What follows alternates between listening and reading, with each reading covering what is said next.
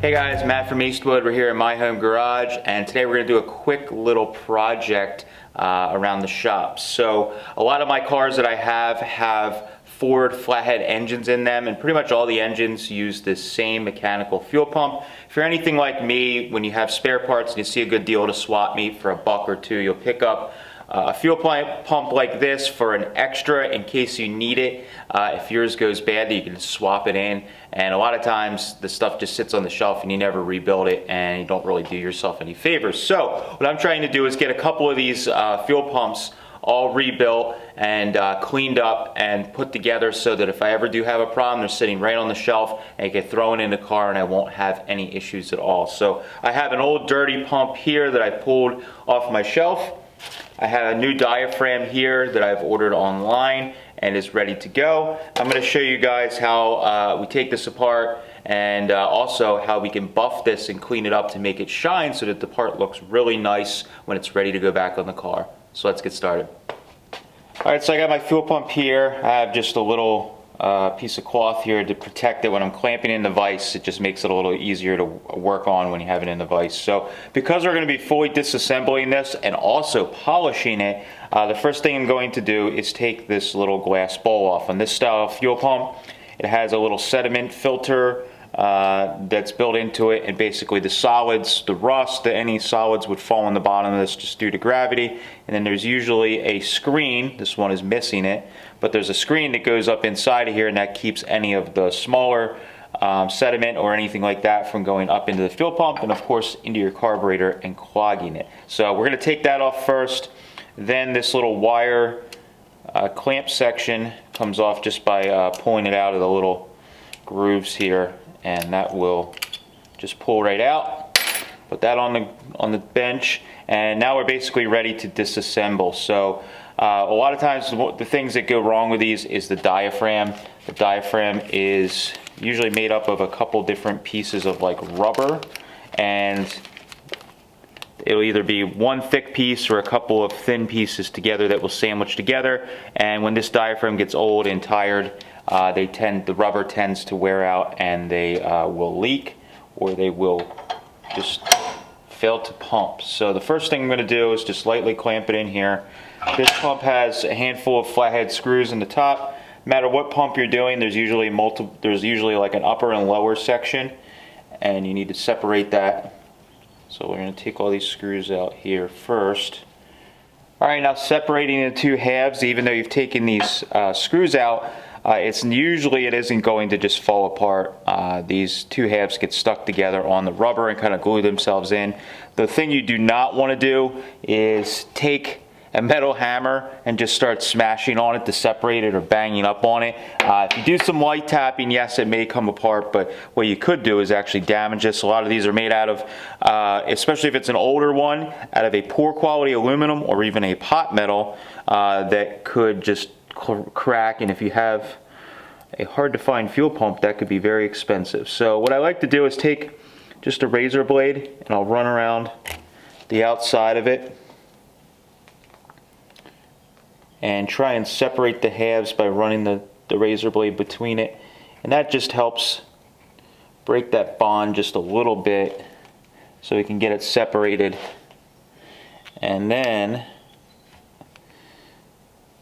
alright, and then I have a little plastic mallet, and I will just give it a tap lightly.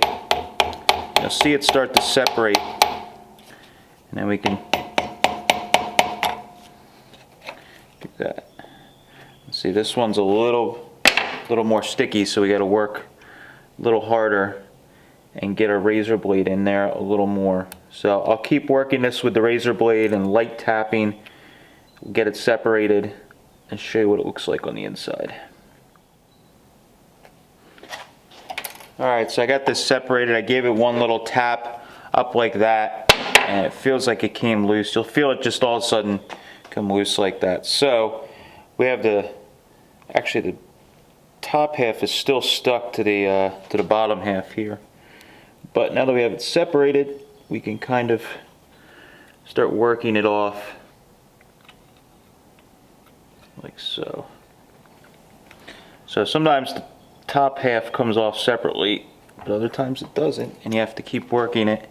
Again, try not to break anything. This particular pump isn't very rare, but if you're working on a car that has something that's a little more rare, expensive, or hard to find fuel pump, you definitely want to take your time like this and not just go at it with a big BFH. Alright, now I'm starting to get the separate. Oh, there we go. So yeah, it was all stuck right around the edge here. It was causing an issue.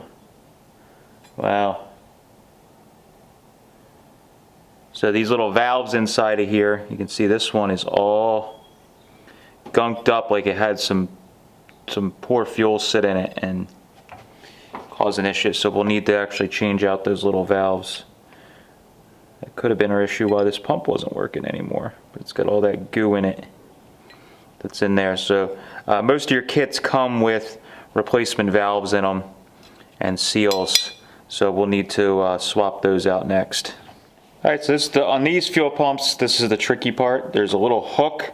This arm we're going to take apart as well here, but inside of here this arm has a little hook on it, and sometimes it's a little tough to get it to unhook, but there's a spring, and a lot of times you can press on it and get it to release.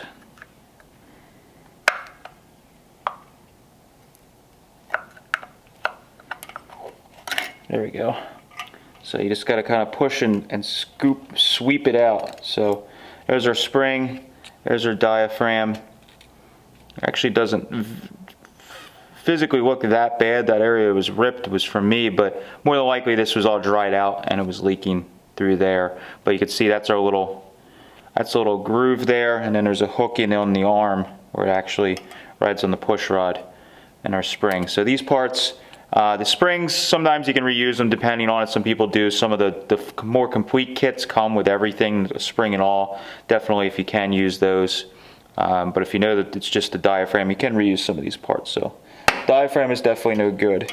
So now the next thing we're going to do, because we're actually cleaning this thing up and polishing it, is we're going to take this pin out here that will take our two arms off.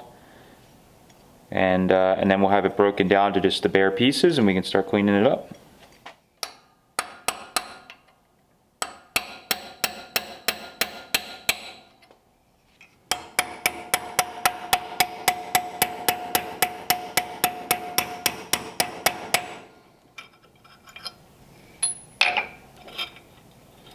Alright, there's our spring, and there's our two arms.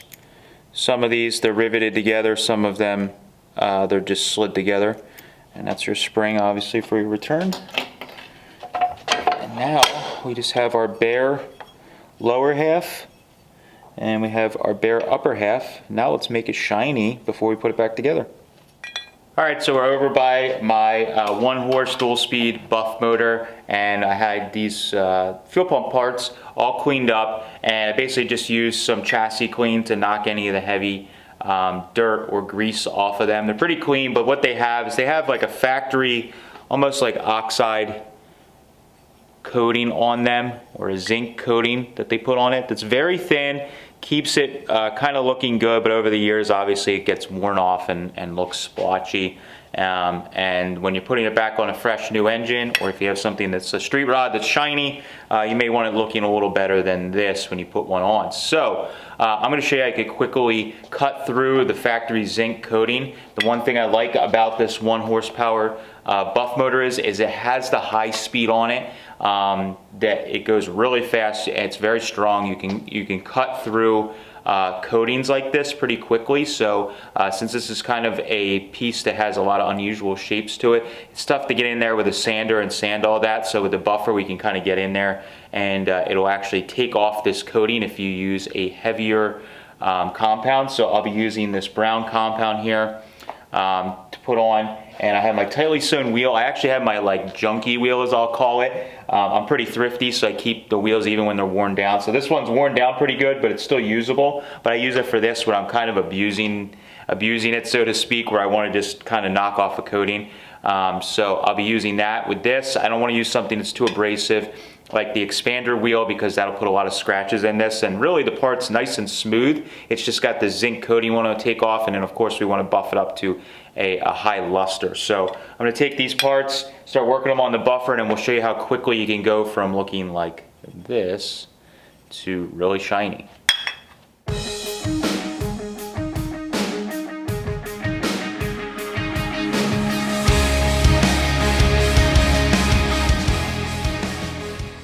So here, I just wanted to show you guys real quickly, before I get too into it, how easily that's already polishing up. I mean, you saw that guy, you saw that live, real time, and it's polishing up real nice. So very happy with that. So now I got a bunch of polishing to do. I got to go through this whole thing and knock all this down. So I'm going to throw some gloves on, and we're just going to put our head down and get all these pieces all polished up, and we'll show you here in a few minutes what it looks like.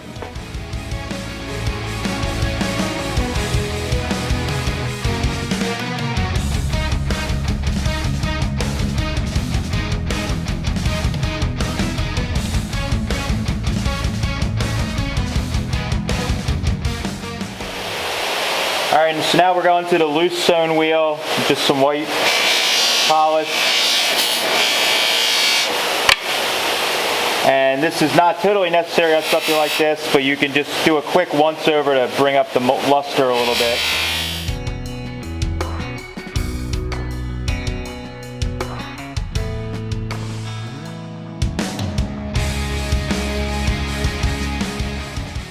Alright, now that we got the pump all cleaned up and looking a lot better, we can start putting this back together. So the arm here is what actually hits on the push rod, and on these flathead pumps, a notorious thing that happens is either the push rod itself will wear down over time, or this little arm will get a flat spot on it, and it'll actually reduce your pump pressure and can cause issues. So this one looks pretty good. I don't see like any wear on this at all. It's just got a little bit of dirt, which will blow off before we put it back together.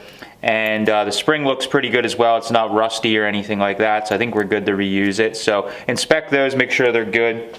The little spring goes on this little nub here, so when you put it back in, you fish it through with the little spring there, and that'll get you set. But I'm going to clean this off first, just so we got a nice clean surface before we put it back together.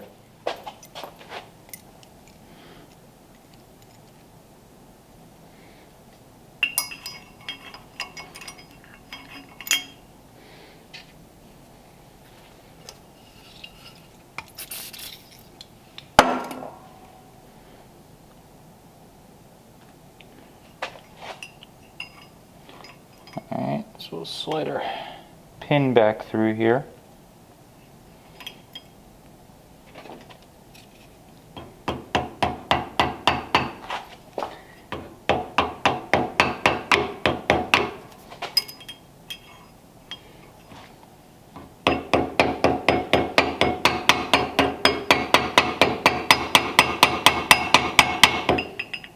Alright, so that's caught. You do have a little bit of play in there.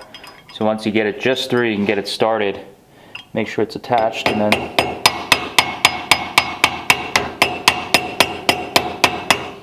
as long as you cleaned everything, that guy should go right back in there. Pretty easy. Sometimes it just takes one persuasion with a metal hammer to get it flush. There we go. Little arms in, and I could fit our little spring back in. There's a little nub on the inside. The spring isn't too strong, you can fit it in there, so that's good. Now we have to get our new diaphragm here that I have opened up in and hooked in with our spring. This little cork gasket is actually for the filter side, so we'll put that aside. So we need our spring here. Goes on the bottom, and then like I said, there's a little slot in here, and then the other end on the arm has a hook. So the part that gets a little tough is you have to hook that guy in there. So you have to press it, pull out, and then kind of slide it in. There we go. So that's good. Everything lines up, and we should be able to start putting this back together here. So I'm just going to clean this inside out a little bit more, and we're pretty much good to go. The nice thing about these this style pump is you can actually rotate the pump. The holes are all symmetrical, so you can actually rotate this pump if you need to get space, if you're doing a hot rod or something like that. This one I'm building, the reason I'm not going too overboard with polishing and cleaning it, I want it to be shiny, but I kind of want to look like an old polished part, is I'm putting this on my red Model A coupe that has old original paint, has a lot of old chrome on it, so this part will kind of match in how shiny and clean it is. But the other reason I'm mentioning that is where my outlet is, or my inlet for my fuel, I need this top turned this direction, but you could have it turned whichever direction you want. You can rotate it around, but for me, this is where I need it actually coming in so that it'll work. So since I'm making this as a spare for that car, that's why I'm orienting it the way I am.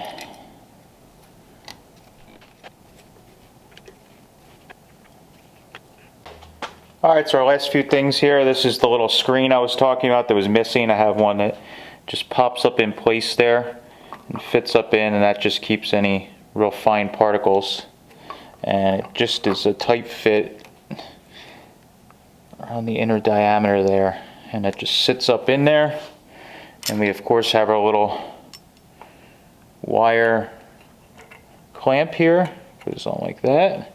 And I gave it a quick polish just to look a little better. And it's so quick with the buffer, it was easy. So then we put our little cork gasket in, like so, and that fits in nice and tight. And we can fit our glass bowl in.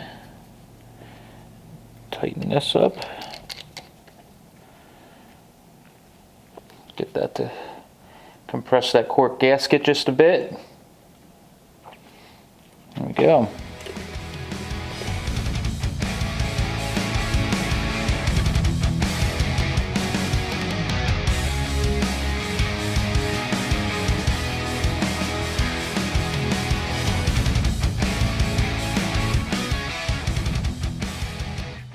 Alright, so that was a quick little refresh on an old Ford Flathead fuel pump that I found in a dollar bin at a swap meet, and now I have a cleaned up, nice looking spare that is ready to go. So if I have an issue with one of my cars, I can quickly swap it in, and I'll have this sitting on the bench, or I can even throw it under the seat of the car in a toolbox if I'm taking a longer trip. Now this I could have taken a lot further and gotten it to the point of being absolutely perfect. But again, as I mentioned earlier in the video, this one's actually for my 30 Model A coupe that has old weathered, almost 100-year-old paint on it, and it just looks like a down and dirty old hot rod. So I didn't want to go overboard by over restoring it, that it would stick out like a sore thumb in the engine bay of the car. So that's why I didn't go quite as far. Now you certainly could have taken our buff mandrels and went every little crevice and valley in this and gotten it perfectly mirror polished, every little nook and cranny. Or you could have taken it and put it in our vibratory tumbler and tumbled it up to get it all nice and clean, and then took it on the buffer to finish it out a little bit. But this is a quick method that you can do if you're already taking the time to clean it up, degrease, and rebuild it mechanically. It only takes, I think I maybe have half an hour or so into polishing this all up from start to finish, and it looks a lot better than putting it on with the old weathered zinc finish that a lot of these have when you find them in the swap meet bin. So hopefully you guys found this helpful. If you want to learn more about the tools that I used in this video, you can click the link down below, or you can visit eastwood.com to get all the tools you need to do the job right. Thanks guys. Catch you later.